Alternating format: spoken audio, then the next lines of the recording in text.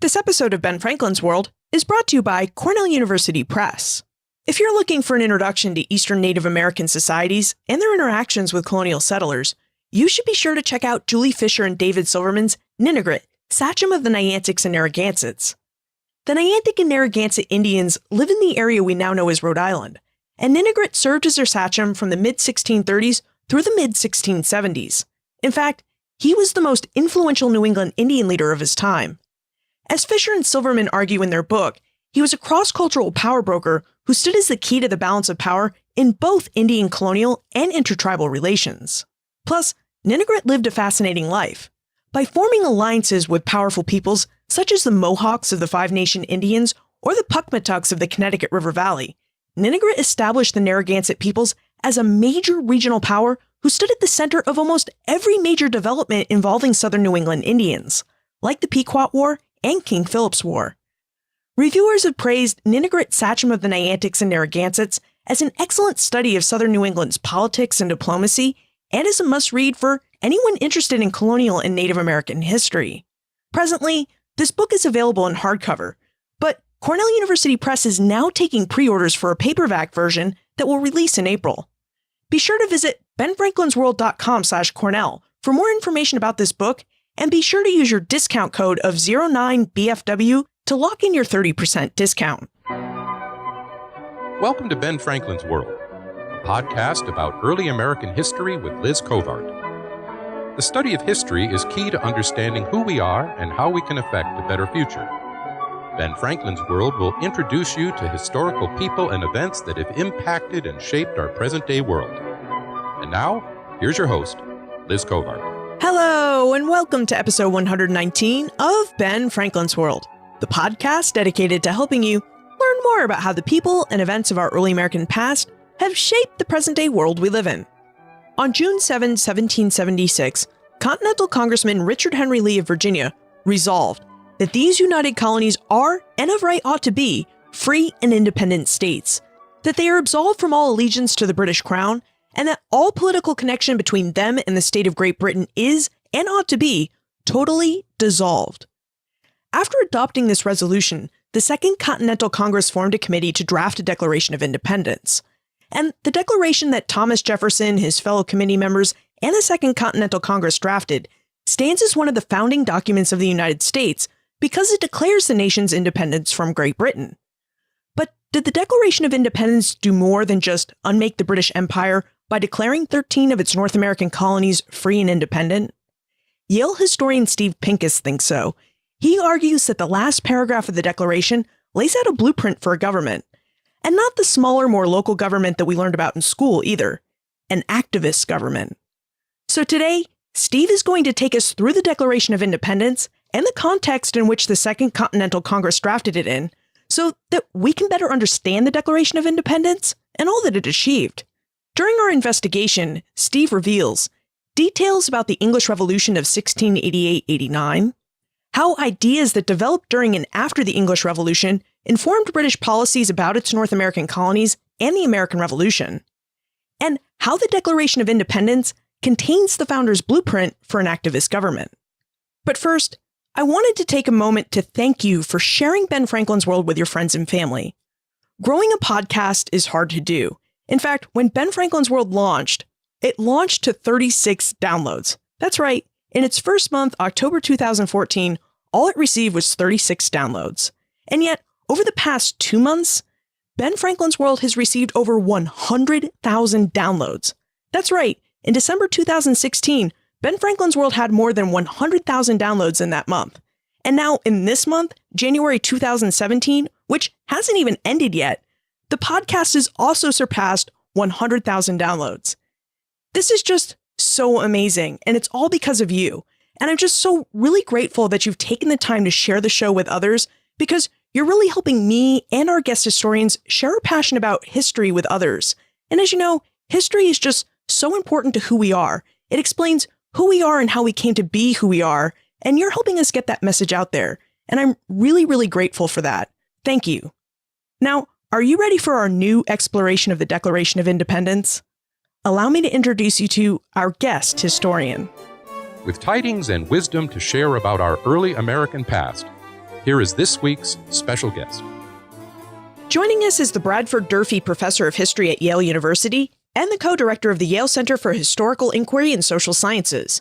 His research interests include British, Atlantic, and European history during the 17th and 18th centuries, and he's the author of 3 books, including, most recently, The Heart of the Declaration, The Founder's Case for an Activist Government.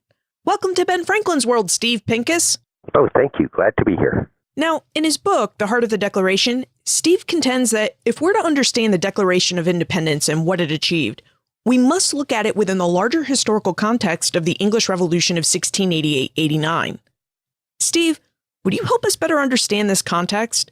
Would you provide us with an overview of the English Revolution, sometimes known as the Glorious Revolution of 1688-89? Right. The Revolution of 1688-89 has been one of the most misunderstood and underappreciated events in English history. The standard story was that it was an unrevolutionary revolution, that James II had been an un-English king because he was Catholic and because of the policies that he pursued, and so the English, just in a sensible move, got together and invited James II to leave the kingdom. In fact, one of the claims that I make in a book I published a while ago was that it was the first modern revolution, and it was a real struggle between 2 competing conceptions of what a modern state should look like. And the revolutionaries fundamentally transformed England in a variety of ways. They turned English foreign policy from an anti-Dutch to an anti-French direction. They famously developed arguments for religious toleration and passed the Act of Toleration. But most importantly, for our purposes, there was a revolution in political economy, a move away from conceiving of the power of the state as deriving from landed wealth and away from pushing for territorial empire in favor of commercial wealth. And so from the Revolution of 1688-89 onwards, the English promoted a commercial society. They completely revised their tax codes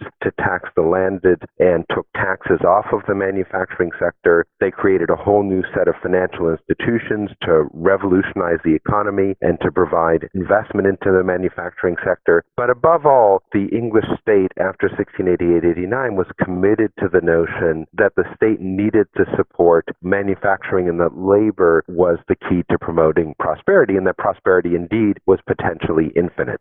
What prompted this shift from a landed society to a more commercial-based society? And did the English create any sort of new government institutions, aside from king and parliament, to help them govern this new society?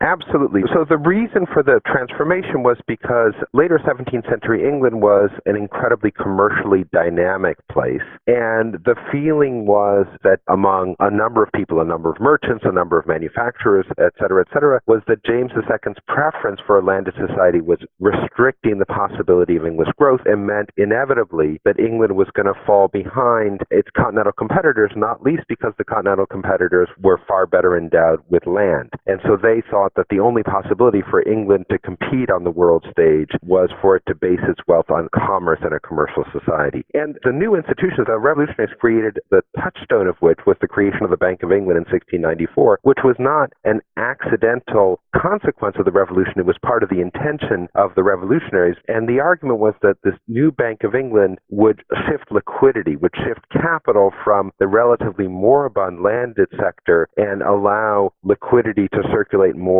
readily within the manufacturing sector. And the bank, to help do this, provided low-interest loans to manufacturers. And this was the first national bank on this scale that did that gave interest on deposit and gave loans to manufacturing sector. So this is just one of the many institutions. But a second institution that the revolution created was the Board of Trade. And the Board of Trade was designed to oversee the entirety of the then English economy, including the empire itself. And the first head of the Board of Trade was John Locke, the political theorist. And the goal of the Board of Trade was to stimulate or support growth in the most dynamic sectors of the economy. And throughout the long 18th century, the most dynamic sectors of the English and then British economy were invariably the colonial area. So colonial trade and colonial growth was the most dynamic sector of the English economy for the long 17th and 18th centuries, which explains why the most controversial issues in British parliamentary debate from the 1690s onwards were always imperial issues. And indeed, from 1696, with the creation of the Board of Trade, England became an imperial state for the first time. You know, we've heard historians bandy about this term, imperial state, But what did it mean to be an imperial state? And what sorts of issues did this new imperial state take up or debate? What it means to be an imperial state is two things. The first was under Charles II and James II, the empire, that is to say, the colonies, but also England and Scotland, were ruled directly by the monarch. And while there had, famously been a Council of Trade and Plantations in the 1660s, 1670s, that council reported directly to the monarch and was not part of the state in any way. It was technically part of the royal household. But with the creation of the Board of Trade was responsible both to the crown and to Parliament. And this meant from 1696 onwards, all issues having to do with the colonies could come before the English and then British Parliament, or Imperial Parliament, was created. And in fact, these issues did come on a regular basis before Parliament. And what kinds of issues were being debated? Well, issues having to do with trade, with governance, with the relationship between England and Scotland, England and Ireland, England and the colonies, and also foreign relations.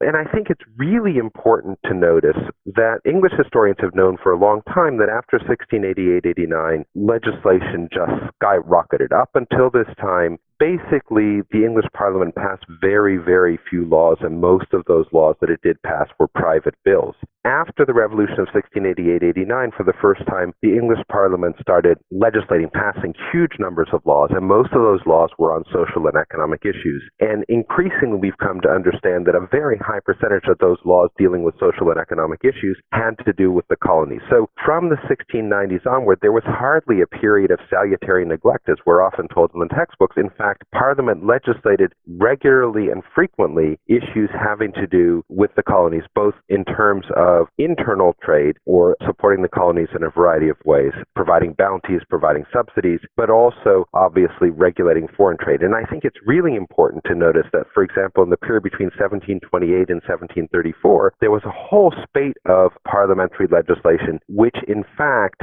ended up instantiating the institution of slavery in British North America and in the West Indies.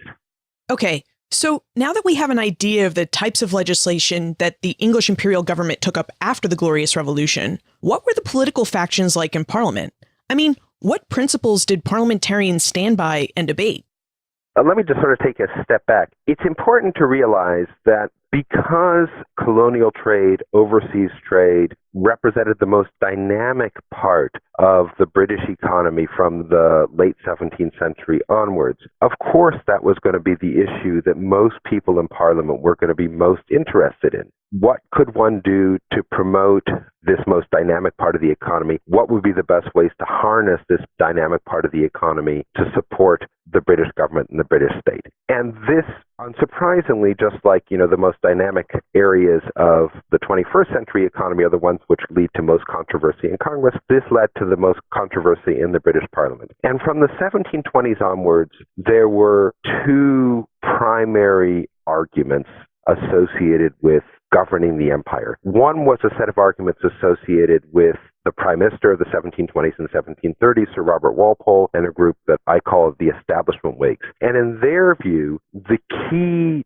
to promoting wealth was supporting production, and they were indifferent as to whether the labor that generated that production was free labor or unfree labor. All that was important was that work was getting done. And from the 1720s onwards, the Walpolean Whigs, or the Establishment Whigs, argued that the most important part of this dynamic colonial economy were the slave colonies. In particular, they focused on the sugar colonies and slave production of sugar in the West Indies, but they were also happy to support slave-based rice production in South Carolina and slave-based tobacco production in the Middle Colonies. But in their view, the key to promoting wealth was supporting production. Now, their political opponents, the Patriot Whigs, who emerged in the 1720s, argued quite the opposite. They argued that the only way to promote a dynamic economy was to have a dynamic and creative interplay between producers and consumers. And because consumers played such a large role in their conceptualization, it was important that the labor that produced things be free labor, the people who were paid wages and hopefully high wages so that they can consume various products. So in the view of the Patriots, the key to British power and British wealth was manufactured goods, hopefully the increasing manufacturing sector in Britain itself. So they wanted, on the one hand, to pry open more markets for British manufactured goods. So the big prize for them was opening up markets to Spanish America, since Spanish America had increasingly become a silver-based economy where indigenous production of things like low-end cloth, etc., was being suppressed to drive indigenous peoples into the mines. And so there was almost, in their view, almost infinite demand for manufactured goods in Spanish America. So they wanted to open up Spanish American markets. British North American markets were also incredibly important because they understand quite well that British North America was growing at a tremendous rate demographically, and that British North Americans had virtually unlimited demand for British manufactured goods, for cloth, for textiles being produced in England, for things like silverware being produced in places like Sheffield, for nails being produced in Birmingham, et cetera, et cetera. So in their view, British North Americans were an incredible asset to the economy, especially an incredible asset in a period when European markets were being increasingly closed to British manufactured goods by people like the French and the Spanish and the Holy Roman Empire, raising tariff barriers against British manufactured goods. So in that world, the best market, the most dynamic market, and the most guaranteed market for British manufacturers were in British North America. So they very much wanted to support the demographic growth of British North America. Whereas from the establishment Whig point of view, since production was the only thing that mattered, they prized much more the sugar colonies and those producing raw materials like rice and tobacco. So it sounds like after the English Revolution, there were primarily two political parties in England. The Walpolean or establishment Whigs, who believed that labor, slave and free labor created national wealth, and the Patriot Whigs, who really wanted to see an interplay between producers and consumers. And the Patriot Whigs attempted to see this interplay by supporting policies that benefited free labor and increased the number of people who lived in the colonies. Because, after all, they believed that if you put people to work, especially in the colonies, then they'd have the money to buy goods, which would in turn expand the number of markets for English manufactured goods. These are really important political viewpoints to understand, and I wonder if you would help drive them home by telling us about the founding of Georgia. Because the colony started as a Patriot Whig experiment to prove their points about free labor and colonization, but it later became a colony that supported slavery, which seems to indicate that there was a political shift to the establishment Whig point of view about labor and wealth.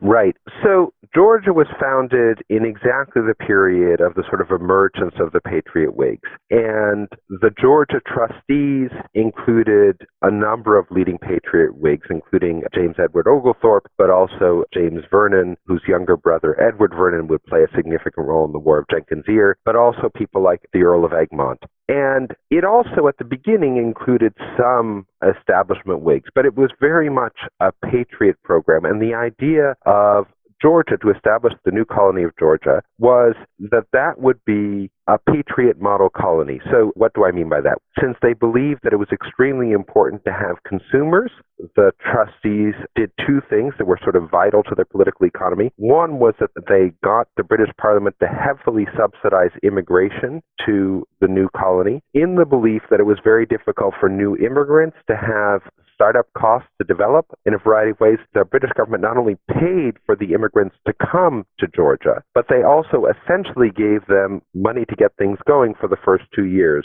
so that they wouldn't have to use their own money. But in a significant way, I think it's really important to realize that the colony of Georgia was a state-supported project. State-supported immigration was the heart of doing this. And of course, these new immigrants would immediately become great consumers of British manufactured goods.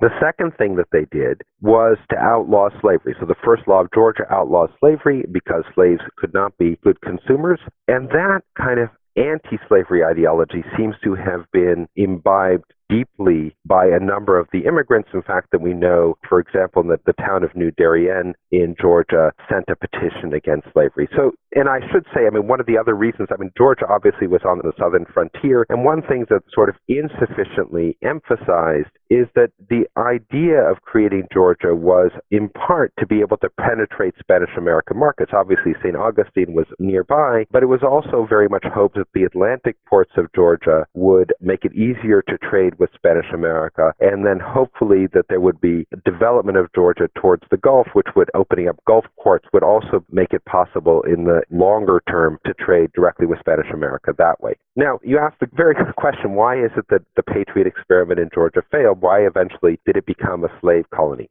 Well, that has a lot to do with two factors. One was geopolitical, that Georgia was unfortunate in that it was founded just before the outbreak of what became the War of Jenkins' Ear and then became the world conflict that became the War of the Austrian Succession, or King George's War, if you will. And the result of that war was to make liquidity very tight, making it very difficult to get a new colony off the ground. And at the same time, there was significant pressure from a group of South Carolina merchants and investors in Georgia, many of whom happened to be slave traders, most prominently Sebastian Telfair, to make arguments on the streets of Savannah, but also to lobby various people, mostly Tories in London, arguing that Georgia could never survive without slavery. And that argument became increasingly plausible as Georgia failed to develop. And we now know that a large part of the reason why Georgia failed to develop as many of the trustees as predicted had a lot to do with the consequences of the War of the Austrian Succession. But in any event, it was the South Carolina slave trading group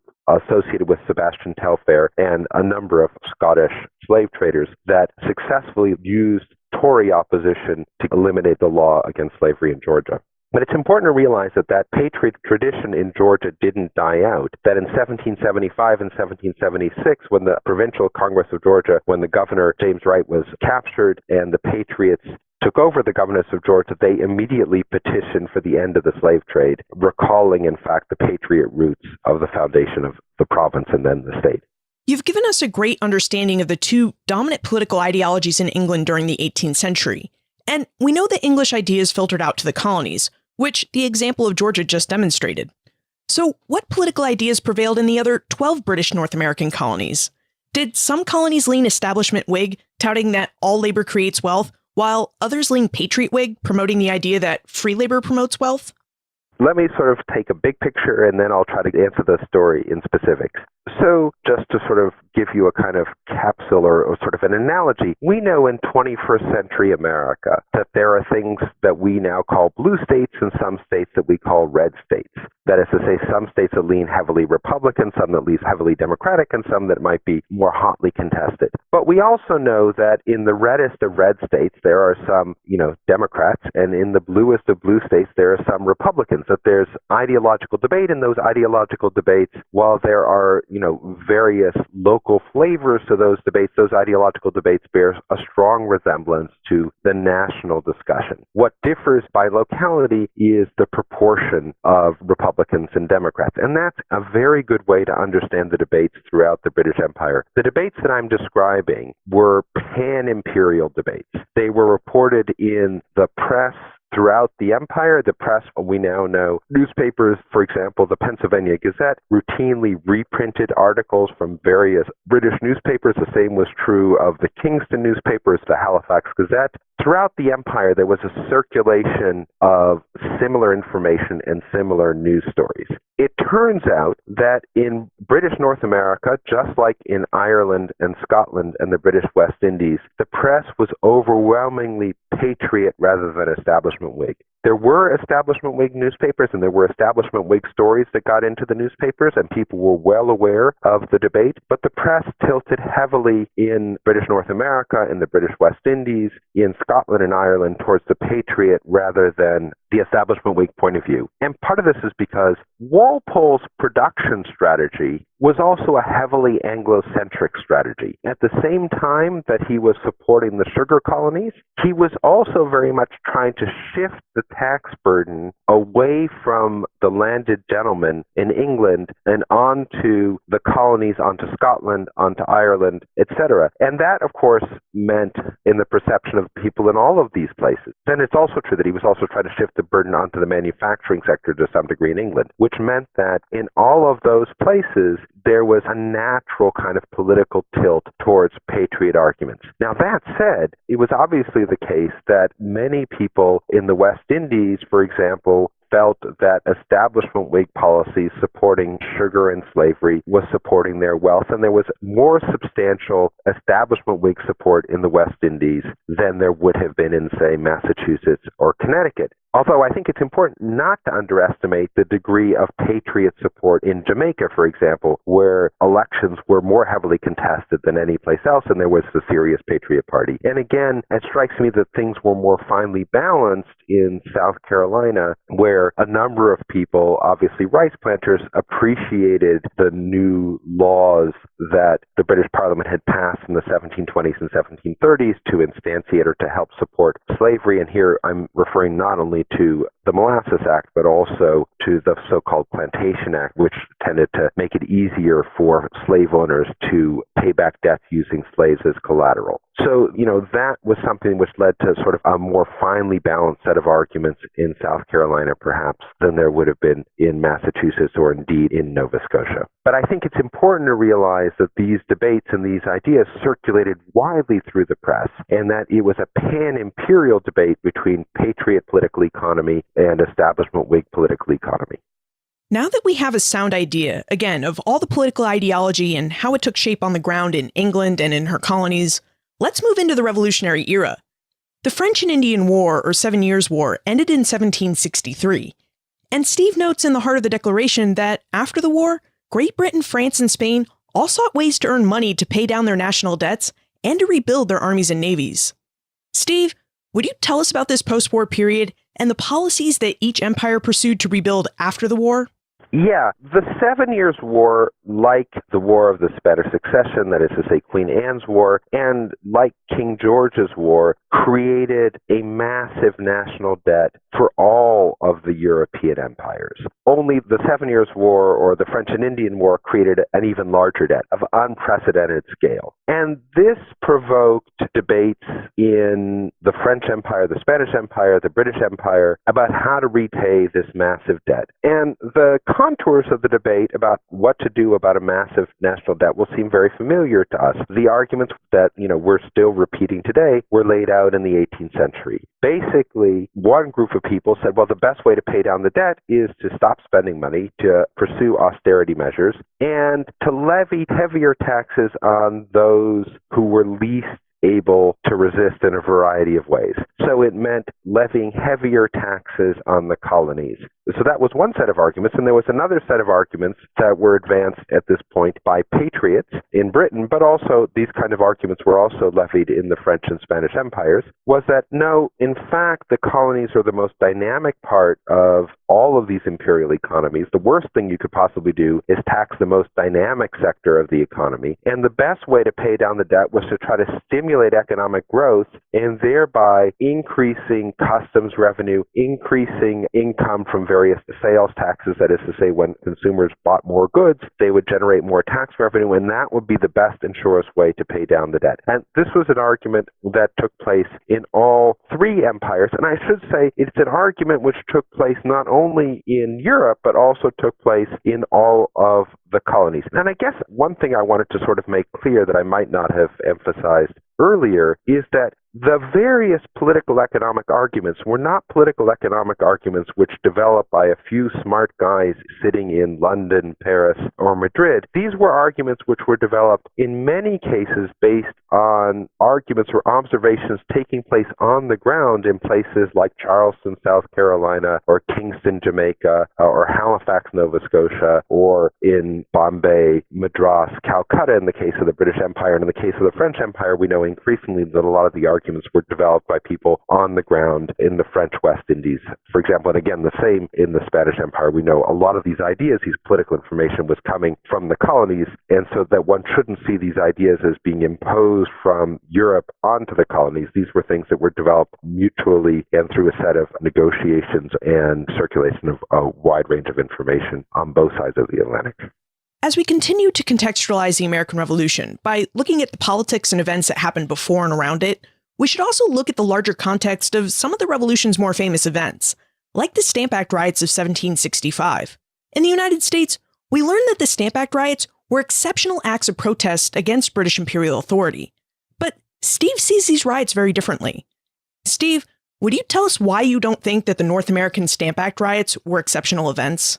So one of the things that I was sort of struck by was, even at the time, even looking at colonial newspapers, was how people were extremely well aware that there was resistance to the kinds of austerity measures that were being adopted in the French Empire, in the Spanish Empire, as well as in the British Empire. So let me just sort of tell you a little bit about them. So in the Spanish Empire, the Spanish Prime Minister, the Marquis de Esquilache, instituted a series of austerity measures and reforms, not only in Spain itself, but also throughout the Spanish Empire. And we know that this led to resistance in a variety of areas. We know it led to some resistance in Puebla and Mexico, but spectacularly in Quito, there was an uprising of over 100,000 people that at least temporarily kicked out Spanish government in the 1760s, reacting against the sort of austerity measures that Grenville was imposing in Britain and in colonial North America. And in Spain itself, there was a massive riot against Esquilache's austerity measures called the Motín de Esquilache. And it was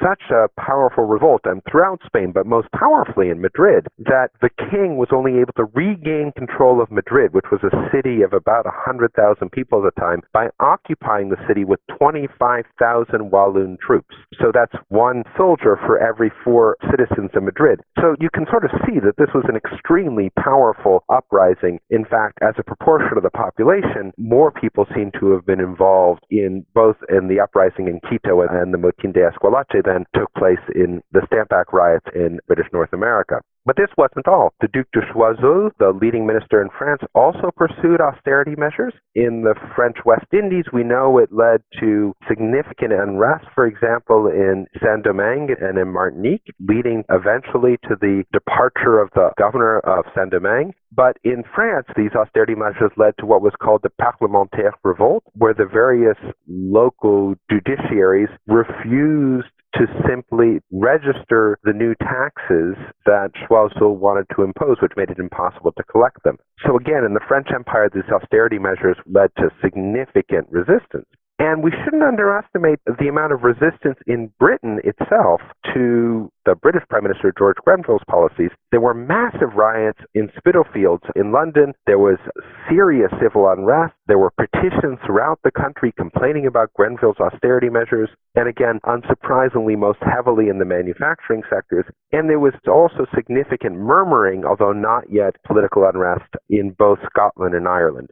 So the point which I'm trying to make is that the Stamp Act riots were a local manifestation of, in fact, a global phenomenon, a global response to a set of austerity measures which were adopted at the end of the 7 Years' War to try to pay down the debt. And the important thing to understand is that these austerity measures were not inevitable. It's frequently depicted in the literature, both about British North America, but about these European empires as well, that they had no choice other than to pursue these austerity measures. Well, we know with respect to both the French and Spanish empires that this wasn't the case, because in both cases, the governments responded to the unrest by pulling back.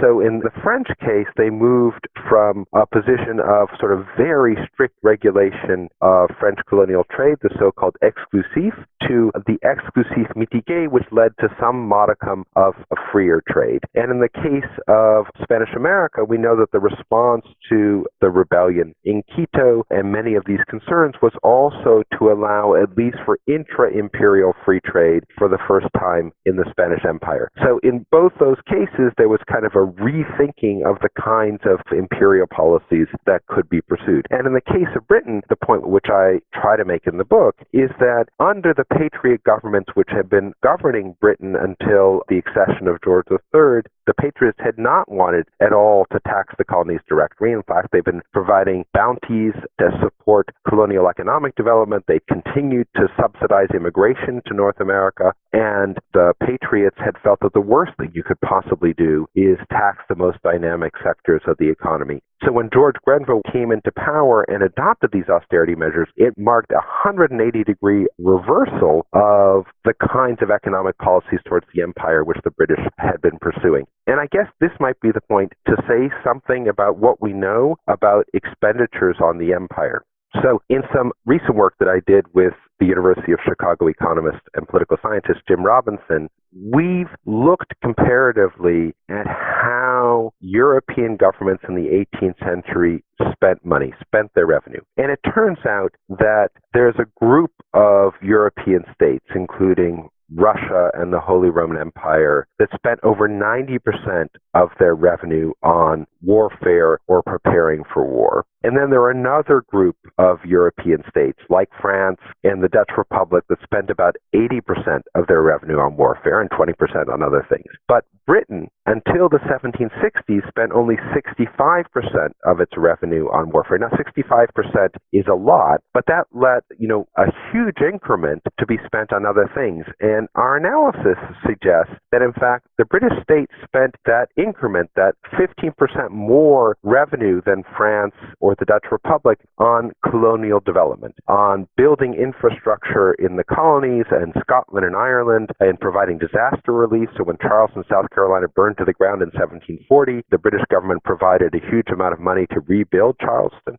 And this was something that set the British government before 1760 apart from its European competitors. And George Grenville tried very much to bring Britain's expenditures into line with the kinds of spending policies of France. And this, provided a huge shock to people in Ireland and Scotland, but above all to British North America. Okay, I think we can see how all these differing viewpoints about how Great Britain should pay off its war debt contributed to the foment of the American Revolution. So let's get to the heart of the matter. Let's talk about the Declaration of Independence and its purpose. Now, many historians and textbooks claim that the American Revolution was a quest by Americans to seek a smaller, more local government than the British Empire provided. But Steve, in the heart of the Declaration, you claim that this wasn't really the case. You claim that the founders actually sought a more activist government than the empire provided. Would you tell us why you think the founders sought an activist government rather than the smaller, more local government that we've learned about? To understand the context of the Declaration of Independence, one has to understand exactly that up until the accession of George III, the British government spent more money on colonial development than its imperial rivals. And with the accession of George III, there was a huge turning point, a turn away from making that kind of expenditures. And that's why the Declaration emphasizes not that the British Empire had been a problem for North Americans from time out of mind, but that from the accession of George III, the British government started doing bad things. And so it's really important to understand that the Patriots understood that there was a complete reversal of British imperial policy at the accession of George III. And in particular, I point out in the book, the Patriots complained in the Declaration of Independence that George III's government, for example, had made it much more difficult to immigrate to North America, that all sorts of inhibitions were placed on immigration. And in particular, the Declaration notes that George III had stopped the subsidies to support immigration, which had been offered on and off in substantial ways throughout the 18th century before then. So that's one element. So the authors of the Declaration of Independence complained that the British state had stopped supporting immigration. The second thing is that the authors of the Declaration complained that the British state had stopped supporting trade into Spanish America and French America. This was a specific complaint in the Declaration. So in a very real sense, the founders wanted to support freer trade. But it's important to understand what freer trade meant in the 18th century. It didn't mean that the state needed to get out of commerce and sort of pull back and let the free market work. It meant very much because Britain's imperial rivals like France and Spain closed their ports to British American merchants. It meant the state needed to support with its navy those who wanted to trade in French and Spanish markets. So it meant support and protection of trade in a significant way. And they complained that George III had stopped doing that. I also point out that in the first complaint about George III, the authors of the Declaration complained that George had vetoed important legislation. And it strikes me as almost certain that the legislation that they complained about George III having vetoed were the prohibitive slave duties that a number of colonies up and down in British North America, but also in the British West Indies, had passed only to have them vetoed by the Board of Trade. And we know actually how often this happened from the 1720s onwards. We know, for example, in the 1720s, when the Jamaican Assembly passed prohibitive slave duties and limits on the number of slaves, we know that this led to mass petitioning campaign in places like Liverpool and Bristol, which led the Board of Trade to veto this legislation that had been passed by the Assembly. But this, in the late 1760s and 1770s, this veto power had been used over and over and over again. And so in that sense, I also think that the Declaration was sort of calling on the state to be more active in preventing the slave trade. But I think above all, I mean, the sort of clinching point from my point of view is that the concluding clauses of the Declaration, and that the only clauses that John Adams quoted to his wife in celebrating the Declaration, were the clauses about establishing a government. And just to put this in historical context, from 1775 onwards, certainly after the Battle of Lexington and Concord, nobody on either side of the Atlantic doubted that North America was de facto independent. So this was the claim that George III made, and George III simply argued that we, the British, need to reconquer North America. And the position that most North Americans took was that, in fact, imperial government and local government, to many degrees, had ceased to function in North America. So there was no real need to say that North America was independent. Everybody sort of acknowledged that, in fact, North America was independent in 1775. What was important was to create a state that would guarantee that independency. And it's extremely important to realize that from a European perspective, that is to say, from the perspective of the Spanish and the French, there was no way that they were going to support an insurrection by North Americans against Britain for two reasons. One was, if an insurrection without a state, there was no guarantee that they simply wouldn't reconcile with the British. And the second reason was, if they supported an insurrection, then that would set a precedent for insurrection against their own colonies. So it was absolutely essential that the Declaration of Independence not just declare independence, but declare and create a state. And because the founders and because the members of the Second Continental Congress, their fundamental concern had been that the British government had stopped doing all of the things that it had been doing prior to the accession of George III to promote colonial development. What they wanted was not less of a state, but they wanted to create a state that was going to be able to do things that the British state used to do but stopped doing with the accession of George III. Would you tell us about the passages in the Declaration that you just mentioned? You noted that John Adams wrote to his wife Abigail about the last couple of paragraphs in the Declaration and how they allowed Congress to create a new government. Would you tell us about these passages and how they laid out a blueprint for an activist government? What those paragraphs emphasize was, what many people have pointed out, that it was important that the Declaration of Independence created a government which could, make war, make peace, raise an army, et cetera, but it also insisted that this government establish commerce, not allow commerce, establish commerce.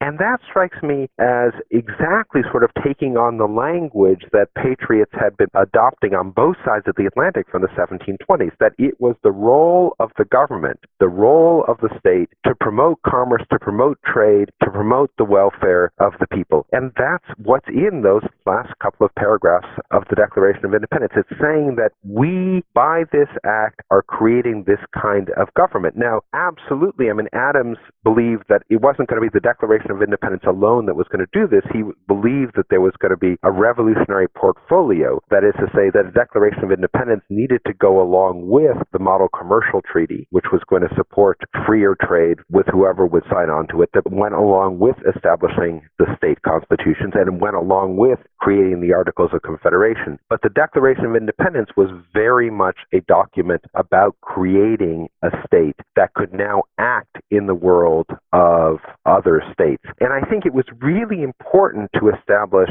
the state, that it was a state that one could lend money to, because otherwise, without a state, without that kind of a state, why would any European, either private actors or government, lend money to support this rebellion against, what was the most powerful empire in the world, if there was nobody to whom they could demand that these loans be paid back? Steve, the Second Continental Congress adopted the Declaration of Independence over 240 years ago. So why do you think it's really important for us today to explore the possibilities that the founders' true intent for the document was to create an activist government?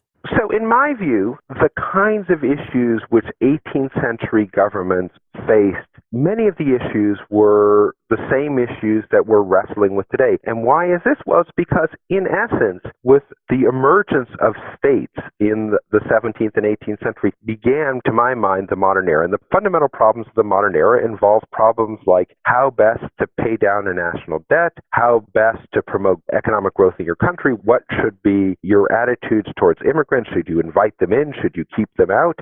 Should you have many classes of citizens, or should everybody participate on an equal basis? And again, whether you should be promoting freer trade or should be pursuing tariff barriers, these strike me as the same issues, the same debates that we're having in the 21st century. And the reason why they're the same debates, or at least the same family of debates, is because, in fact, in the 18th century, modern states emerged. And it strikes me that the Declaration of Independence, as our founding document, created this country on certain principles of what kind of a state, or what kinds of answers to those questions we should adopt. We should be a pro-immigrant state. We should be a polity which believes the state should be activist to promote economic growth. So, to my mind, the Declaration of Independence is the single most important of the founding documents, because it founded the American state, and it should be a point of reference for us today. And it should be a point of reference to us today precisely because so many of the issues that our founders were wrestling with are issues which are resonant today. It's time for the Time Warp. This is a fun segment of the show where we ask you a hypothetical history question about what might have happened if something had occurred differently, or if someone had acted differently.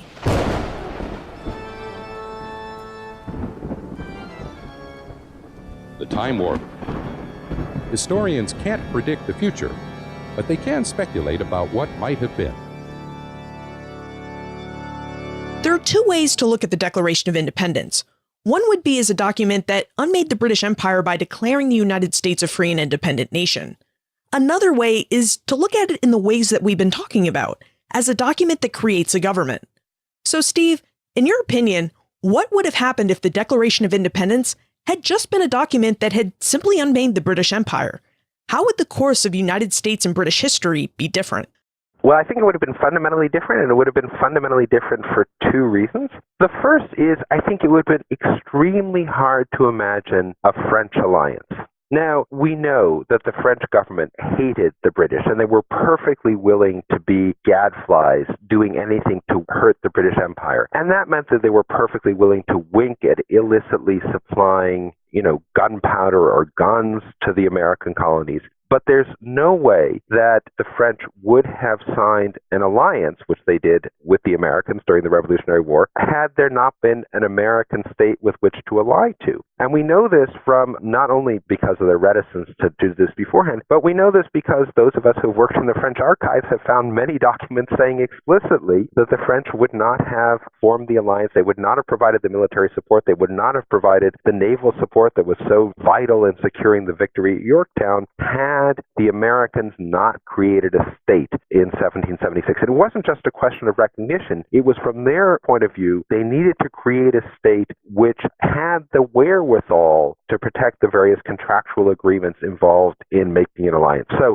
had the Declaration of Independence not created a state, there would not have been a French alliance. And we know this extremely well from documents in the French archives. The second thing is, I think, had a state not been created, it's possible and indeed likely that the American situation would have been much more analogous to the Irish situation. So in the 1770s in Ireland, just as in North America, there was significant discontent with the policies that the Grenville and the North government had adopted. There was an extremely powerful extra-governmental movement called the Volunteer Movement, which created and in fact shadow governments throughout Ireland. It put pressure on the Irish Parliament. The Irish Parliament in 1782, 1783 declared legislative independence from Britain. But that's all it did. It didn't create any kind of an independent state. And that led essentially to the renegotiations of the terms of the empire in 1782, 1783, 1784 with Britain. And as we know, Ireland remained part of the British Empire until the 20th century. By the Declaration of Independence, creating a state made it impossible both for those who were lukewarm in the cause, people like John Dickinson, for example, to move backwards towards supporting various forms of reconciliation, but it also made it much, much harder for the British to imagine some kind of reconciliation. And to be perfectly honest, it also made it much easier for the American government to borrow money, to raise money, to print money, to coin money, to raise taxes, et cetera, to fight the war. And I think that would have been much, much more difficult without a state. It would have been impossible. So I think one would want to think seriously that had there not been a Declaration of Independence creating an American state, I think there was a real possibility that North America would have gone the route of Ireland and sort of perhaps renegotiated the terms of the imperial arrangement, but not created a new government or a new state. Now that you've gotten to the heart of the Declaration of Independence, what are you researching and writing about now?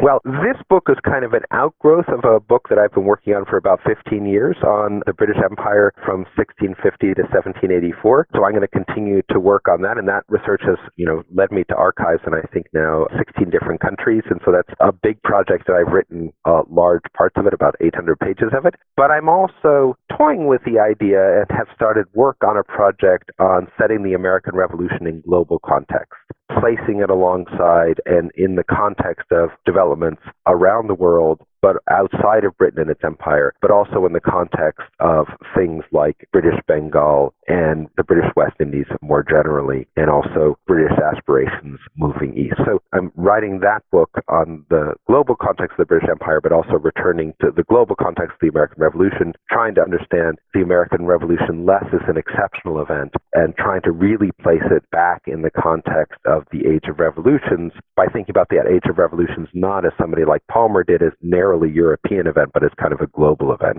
So that's one project, and then the other project is this larger project on the British Empire.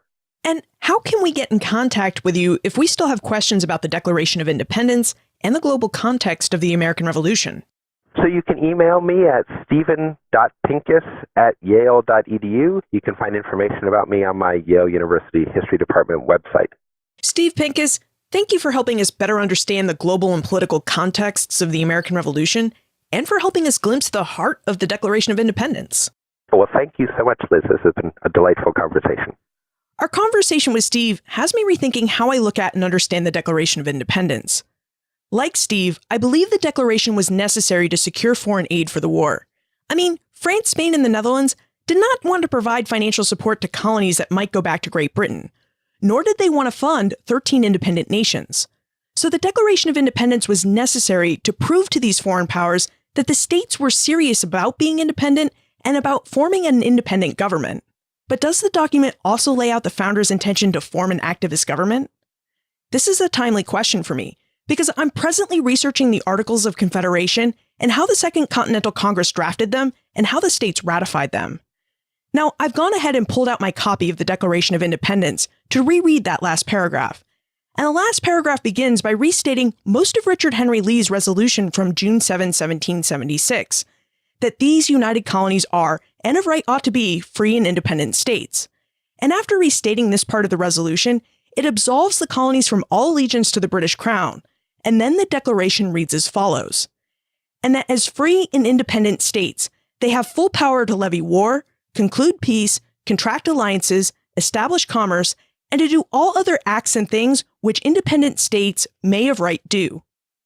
Steve is right. These lines list powers of government and gives those powers to the newly independent states. Now, does it also lay out a blueprint for an activist government? As Steve pointed out, it's all in how you read the context of the Declaration's drafting.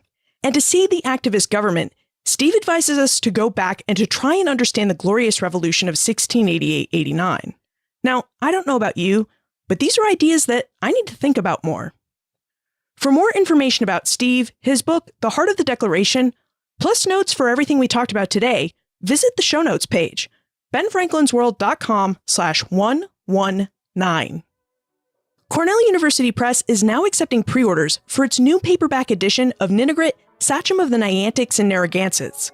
If discovering more about Eastern Native American peoples and their interactions with colonial settlers interests you, visit benfranklinsworld.com/Cornell for more information about this book. And be sure to use your special promo code while you're there, 09BFW. You'll save 30% off this pre-order and on other early American history books from Cornell University Press. Finally, what do you think about the idea that the founders sought to establish an activist government? Send your answers to Liz at benfranklinsworld.com, tweet me at Liz Covart, or post a comment on the show notes page or in our listener community on Facebook. And remember, never leave till tomorrow that which you can do today.